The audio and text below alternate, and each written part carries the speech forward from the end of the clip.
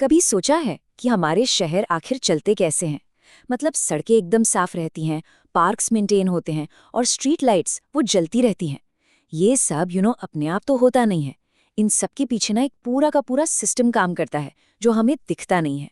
तो चलिए आज इसी सिस्टम को थोड़ा करीब से समझते हैं। तो कहानी शुरू होती है माला और उसकी दोस्तों से। सोचिए, संडे की एक बढ़िया दोपहर है और सब गली में क्रिकेट खेल रहे हैं। और तभी रेहाना ने गेंद को इतनी जोर से मारा, इतना ऊंचा शॉट लगाया कि सीधा जाकर स्ट्रीट लाइट से टकराई और टूट गई। अब बच्चों के सामने एक बहुत बड़ा सवाल खड़ा हो गया कि भाई ये जो स्ट्रीट लाइट टूट गई है, इसे ठीक कौन करेगा? पैसे कौन देगा इसके? और सबसे बड़ा सवाल, ये लाइटें आखिर है किसकी? और बस यही एक सवाल हमें लेकर जाता है शहरी प्रशासन की पूरी दुनिया में। तो चलिए इसी टूटी हुई स्ट्रीट लाइट की कहानी से शुरू करते हैं। देखते हैं कि कैसे एक छोटी सी, बिल्कुल आम सी लगने वाली प्रॉब्लम हमें हमारे शहर के कामकाज के बारे में कितने बड़े और जरूरी सवालों तक पहुंचा देती है। तो बच्चे भागे भागे गए रेहाना की माँ के पास और उन्होंने सलाह दी कि यास्मीन खाला के पास जाओ। अब यास्मीन खाला जो थी वो हाल ही में नगर निगम से रिटायर हुई थी। मतलब इन सब मामलों की वो एक तरह से एक्सपर्ट थी। तो बच्चे पहुंचे खाला के घर और एक सांस में उन्हें पूरी कहानी सुना दी। यास्मीन खाला ये सब सुनकर हंसी और फिर उन्होंने बच्चों को समझाना शुरू किया कि देखो, शहर का कामकाज आखिर होता कैसे है। यास्मीन खाला ने जिस ऑर्गेनाइजेशन का जिक्र किया वो असल में हमारे शहरों की धड़कन की तरह है।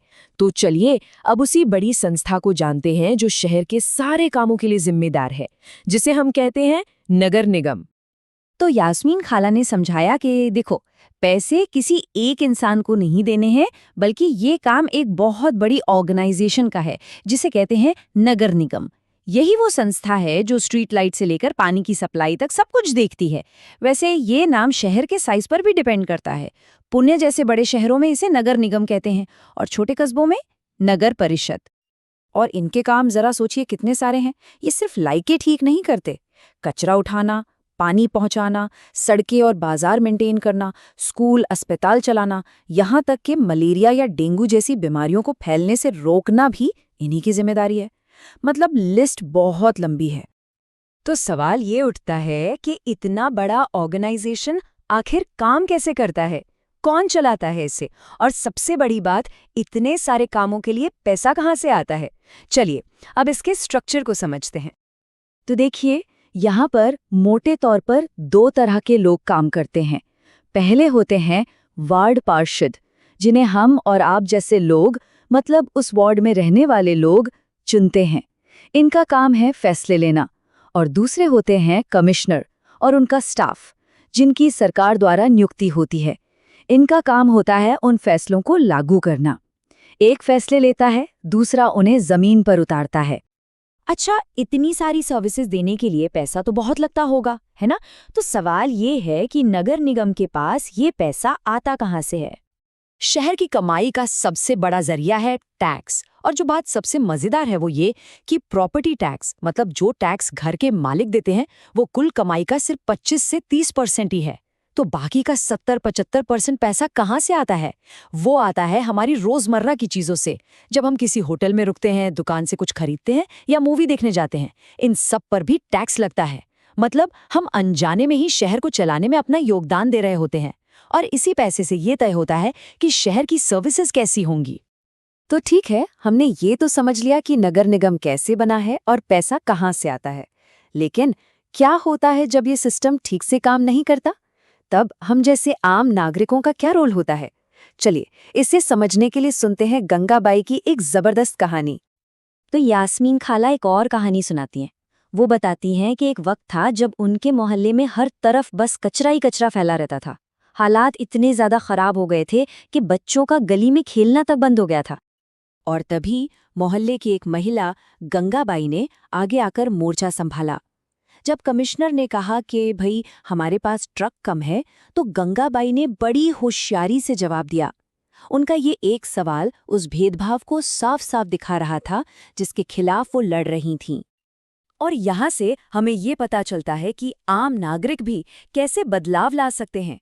गंगाबाई ने एक पूरा प्लान बनाया। सबसे पहले अपने वार्ड पार्षद के पास जाओ, फिर पूरे मोहल्ले के लोगों से एक पिटीशन पर साइन करवाओ, और फिर भी बात ना बने तो कमिश्नर के ऑफिस के सामने जोरदार प्रदर्शन करो। और नतीजा क्या निकला? एक और जोरदार प्रदर्शन के बाद आखिरकार उस इलाके में कचरा उठाने वाली गाड़ियां रोज आने लगीं। ये कहानी साफ बताती है कि अगर लोग मिलकर आवाज उठाएं तो असली बदलाव लाया जा सकता है। गंगाबाई की कहानी ये तो दिखाती है कि आम लोग अपनी आवाज से कितना कुछ बदल सकते हैं। लेकिन आज के शहरों में हमारा रोल थोड़ा और कॉम्प्लिकेटेड हो गया है और हमारे सामने कुछ नए तरह के चैलेंजेस भी आ गए हैं। यास्मीन खाला आज के दौर की एक और जरूरी बात बताती हैं, वो है सब कॉन्ट्रैक्टिंग।